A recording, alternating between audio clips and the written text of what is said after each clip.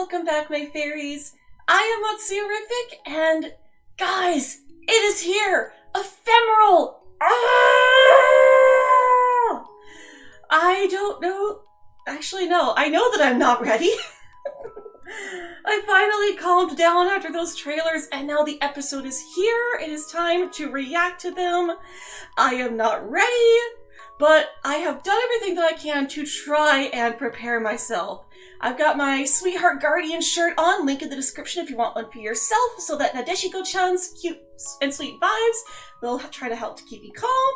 I've got my Yue-san bow on, so that his calm vibes will help to keep me calm. I've got OG Rai here, because I'm going to need somebody to hug, and just in case I need a really big hug, I've got my big Rai. I am not ready! Hopefully YouTube does not copyright strike this format of reaction. For those of you who are unaware, the hero that you are seeing on screen that I am working on right now is Refair. She is my design of Marinette with the snake Miraculous for my Miraculous Ladybug fanfiction, Miraculous Tales of Love and War. Link it down below if you want to check it out. I will pin it in the comment in the description. And that is part of the reason why I'm not ready for this, because there are a lot of similarities based on what I've seen in the trailers. Not quite, but like some similar aspects. Why am I so good at predicting things? Anyways, we're not here to talk about that. We're here to watch Ephemeral. And it is going to break me like a Kit Kat bar. I'm not ready, but ready or not, here we go.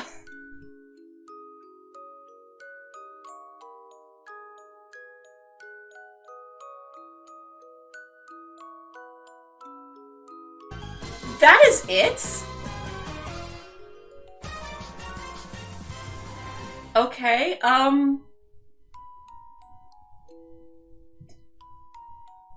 okay. That was interesting.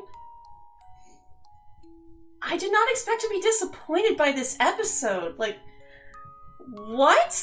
I think I'm gonna have to rewatch that again before I get into the actual meat of the analysis, because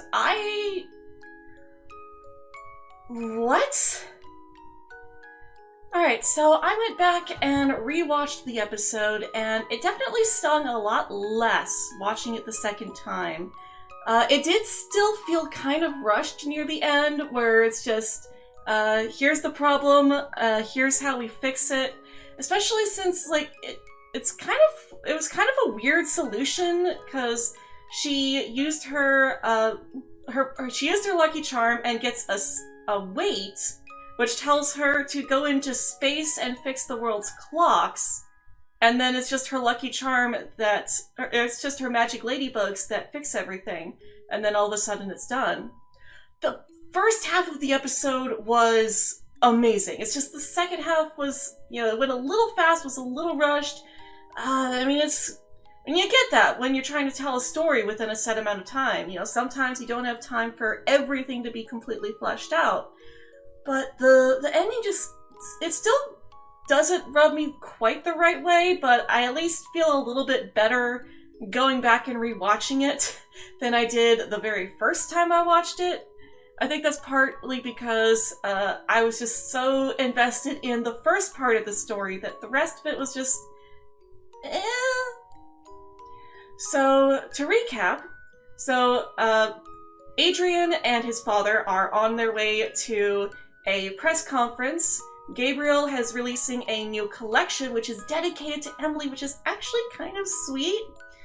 But because Bob Roth is a greedy little jerk, Gabriel senses that and is like, actually, no, you're gonna go by yourself. I'm gonna go akumatize this greedy butthole.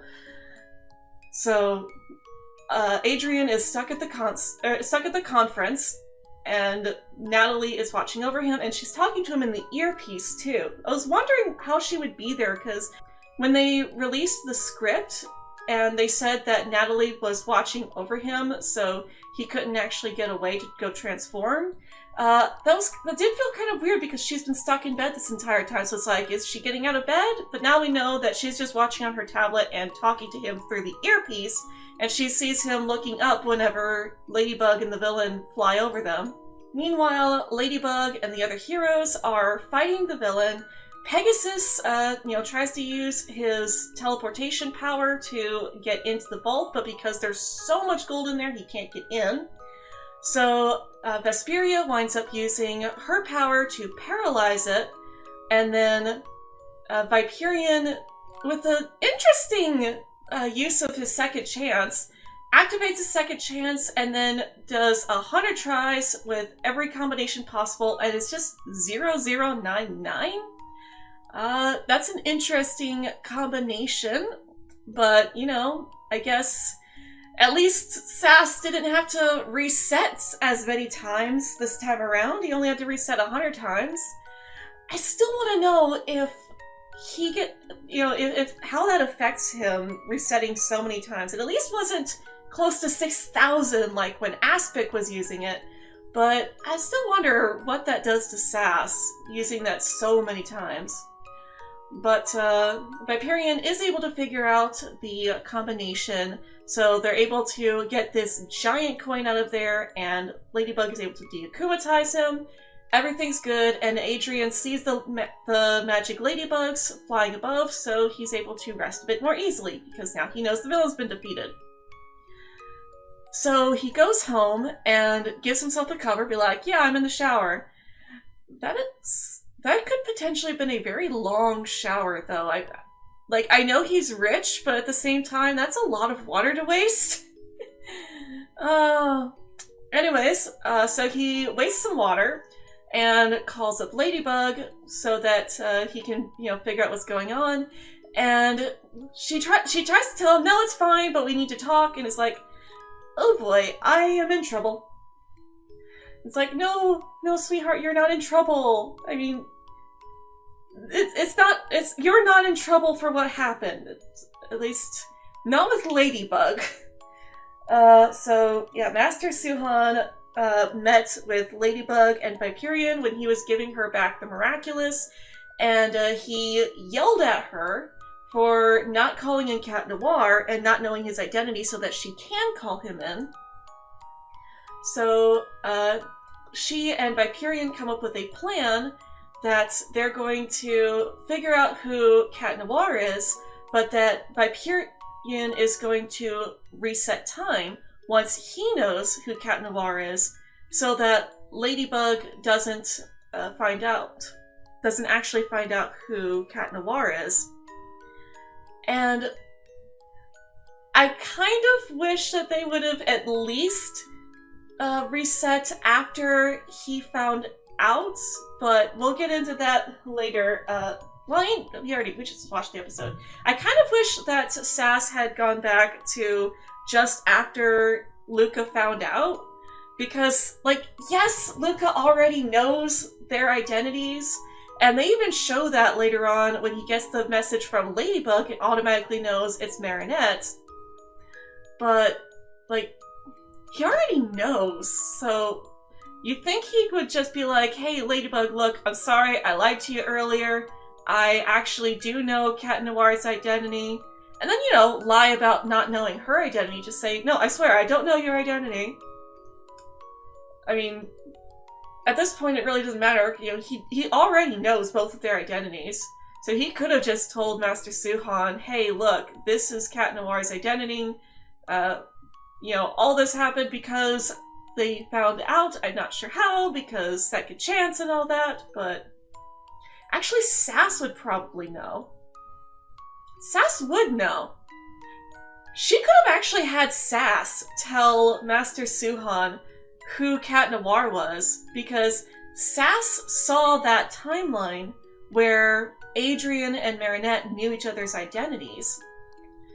Of course, he wouldn't know that Shadowmoth is Gabriel Agreste, but at the very least, he could have been like, yeah, this is Cat Noir's identity, but somehow this timeline led to Shadowmoth getting both of their Miraculous, so I really don't think it's a good idea for Ladybug to know his identity. that would have been a good way of making Master Suhan realize that, satisfying Master Suhan that, now he at least knows Adrian's identity, but at the same time keeping Ladybug out of the loop. But anyway, so she goes to the Eiffel Tower to meet with Cat Noir so that they can enact their plan. And girl, did you really have to laugh when he told you that he was Adrian Agreste? Seriously, did you really have to laugh at that? The poor boy. He goes through so much this season. So he de-transforms to reassure her that yes, he is Adrian Agreste, and she is so shocked finding out that he is actually Adrian that she actually allows time to run out. My guess is that it's also partially because, she's really confused as to, whether she actually wants to keep this knowledge or not, because now she knows that Cat Noir is Adrian, meaning that now she knows that he is in love with her. So she allows Sass's time to run out so that she can retain the knowledge that Cat Noir is in fact Adrian Agreste, the boy I secretly love. And so she has to now live with this knowledge. She didn't think about the fact that she has hurt Cat Noir so many times and has hurt Adrian, which hurts me not to see that because girl needs to come to that realization sooner or later. But she does have to deal with the fact that she now knows that Adrian is Cat Noir and Cat Noir is Adrian. So when she sees Cat Noir, she is constantly being reminded that he is in fact Adrian. And when she sees Adrian at school, she is constantly being reminded of the fact that he is in fact Cat Noir. Like, he actually winds up joking a bit in class, and she's like, oh my gosh, that is totally Cat Noir. And when he helps her up in the locker room, she sees him as Cat Noir, and it's like, oh my goodness, that's right, he's Cat Noir, and he loves me, but he only loves Ladybug. But it does seem like she starts to get more comfortable with the idea that they are the same person, and it does actually seem like time is passing by, because we see them fighting multiple villains. I think we at least see 3 villains, because we see the Lollipop Monster, we see them fighting a different villain who gets deakumatized and it's raining. And then when they do the reveal, it's not raining. So that tells me that it is a different day. It's not the same day that they fought that second villain. So at the very least, some time has passed by. And at this point, she has ready to acknowledge the fact that Cat Noir and Adrian are the same person, and is ready to tell him her identity. So she tells him that she's ready, and she de-transforms right in front of him. And of course, they're both blushing, and what he says right afterwards is so sweet that, he just found out that one of his best friends, he says that she is one of his best friends, and he just found out that she is also the girl that he is in love with, and it's actually really sweet and adorable. And then the show says, yeah, no more of that. So well, okay, we get a little bit more. So, we get to see some cute Adrianette with them, passing cute little notes in class. It was so adorable. And then they're talking on the phone at night, and he calls her Milady. And right at that point, that is when Gabriel tries to walk into his room. What he was doing in Adrian's room, I have no idea. But he hears Adrian calling Marinette Milady. I don't think he quite realized who he was talking to, but he hears him say Milady and realizes that is what Cat Noir calls Ladybug. Oh my gosh, my son actually is Cat Noir. Not sure how he tricked me when I akumatized his bodyguard, but oh my gosh, my son is Cat Noir. So, the very next day, he calls Adrian down, and can I just say that this boy is the son of a fashion designer, and he's rich? how does he not have pajamas? Like, we see Marinette's pajamas, we've seen Ollie's pajamas. Why does Adrian sleep in his clothes? Once again, the show reminds us that they prefer the girls over the boys, because they can't even be bothered to model Adrian in some pajamas. Like, at the very least, they could have, kept the shirt or something. It didn't have to be anything too bad. Give the boy, a full set of pajamas, Yes, this show is aimed at young girls, but come on. There are boys watching this show, too. If boys and grown men can watch the show and see Marinette in her pajamas and not think anything of it, girls can watch the show and see Adrian in his pajamas and not think anything of it either. Double standards, people! Anyways, so Gabriel calls Adrian down, and basically, he's not even being subtle. He's like, follow me, Adrian. Come down here with me. And he lets Adrian go down to the sanctuary by himself. My guess is to allow the shock to set in even further. So he probably went up to his butterfly room. I don't exactly know how that elevator works, because it goes down when he's going to the butterfly room and to the sanctuary. So it's like, is there like another elevator that takes him to the butterfly room? I don't get it. But he takes Adrian down to the sanctuary, and and Adrian finds his mother, and then Gabriel comes in. He hasn't been transformed yet, so my guess is just because, he wants the shock of Adrian finding out that his father is Shadow Moth, because, he is Cat Noir. And so he transforms right in front of Adrian, and he's shocked and confused, and it's enough for him to get akumatized. He does seem like he's trying to resist at the beginning, but it's like, that if you allow your father to akumatize you, you're going to put Marinette in danger. And we have seen Alia and Nino both resist akumatization. We've seen them both resist and break out of their akumatization themselves. I am actually kind of surprised that he didn't do that himself. I was actually theorizing that he might. But, at least I gotta give the writers props. I wasn't able to figure out exactly how the episode was going to go. But regardless, he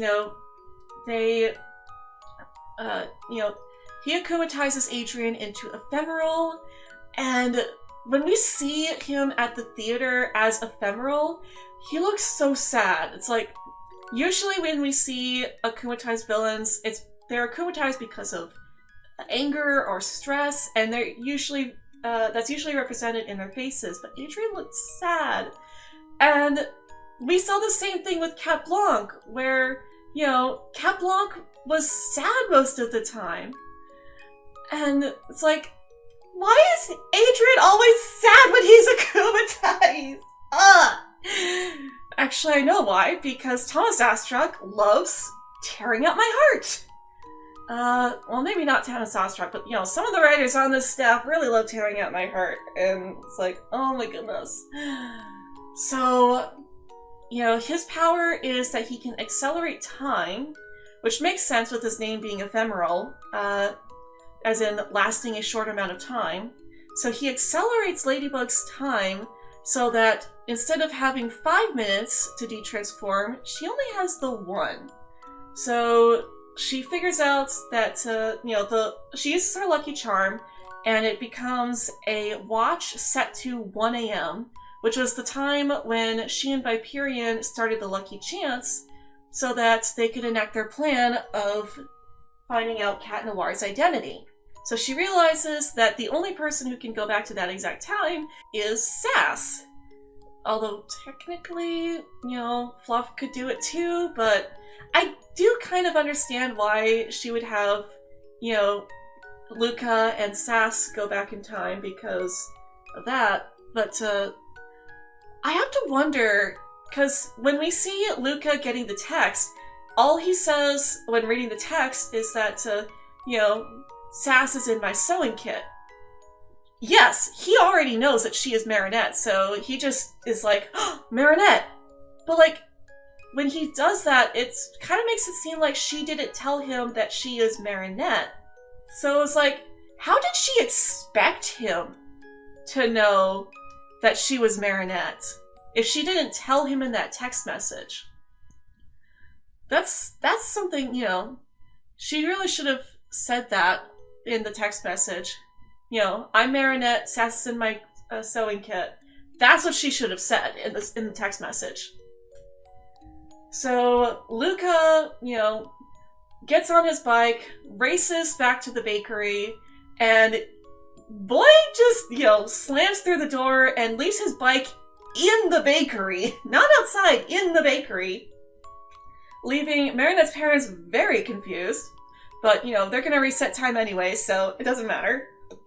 And then he goes to the sewing kit, calls out for Sass, and they tell him that, you know, they could see the effects of Shadow Moth trying to grant his wish. And they tell him that in order to grant the wish, you have to destroy the universe and then recreate it. So, you know, I'm not going to change my fanfiction because, you know, I actually kind of like my version better. You know, and I feel like it gives it a good ending, but, you know, it is kind of interesting that, you know, the Miraculous are the powers of creation and destruction. So it would kind of make sense that, you know, in order to, you know, you would have to destroy the world and then recreate it. Although that does seem kind of excessive. Like, I do feel like you should be able to just, you know, make a sacrifice and then have your wish granted. Like in other shows, you know, like Full Metal Alchemist or in Holic and Tsubasa. But no, it's just, if you want to grant your wish, you're going to have to completely destroy the universe and then recreate it. So I guess that's the thing. I have to wonder how many times has this happened in the past, though, because, like, they know that this is the case, but the Kwamis have said that they don't know how this happens. They just know that it does happen, which is interesting. So Sass and Waze explain everything to Luca, and then Sass explains that when he doesn't have his holder, he can reset back to any time within the second chance. So this is where things get weird. So Sass resets by himself back to the point where they use the second chance to enact their plan. And just as Cat Noir arrives, is when everything goes haywire, and we start seeing different things from different time periods. It's kind of like with Timebreaker, Time Tagger. There are a lot of time-related villains when you think about it. But it's kind of like with Timebreaker, where, you know, he would send somebody into the past and it would rewrite the present. But this time, it's bringing the past to the present. And honestly, I find it kind of weird that there's no, that there's nothing to from the future coming in. But that might also just be because of the fact that, you know, the second chance is, you know, going into the past, whereas the Rabbit Miraculous can go anywhere in time. But anyways, so you've got all this different stuff going on. You've got a past Ladybug coming along, which was kind of interesting, and I couldn't tell their gender, but they seemed pretty upset. Like, you're an imposter. What kind of witchcraft is this? It's like, I'm guessing you didn't know about the Snake Miraculous. Of course, they probably received their Miraculous from a Guardian and don't know about the other Miraculous, so that's definitely a possibility. And then so Ladybug uses her lucky charm and gets, and I think it was like a weight or something, and that somehow leads her to the government. This is a huge stretch. Like, oh my goodness, I've never questioned the lucky charm plans in the past, but this is a huge stretch. Her lucky charm makes her think of the government, and then she thinks about how they keep track of time with a satellite that just so happens to be above France, and somehow resetting the clock on the satellite is going to fix everything, at least with time acting weird, and then her magic ladybugs are, you know, fix everything else with time distorting. So they go into space, they fix the satellite, she uses her magic ladybugs, and then she tells off Master Suhan for not trusting her and Cat Noir, and for basing his judgments on fear and not based on their individual actions that he has seen them perform. So he accepts the fact that Ladybug will not be finding out Cat Noir's identity, and the episode ends there. And the first 2/3 of the episode were so good, but that last bit just felt so rushed, that plan just felt kind of convoluted, and I really don't know how I feel about that. I definitely like my fanfiction better. I promised not to try and compare this too many times to my fanfiction, but I definitely like my fanfiction better, to be honest. You know, that is what fanfiction is for. If you don't like the way a show is working out, write your own version. Otherwise, if you can't write something better than what the show is giving, do you really have the right to complain?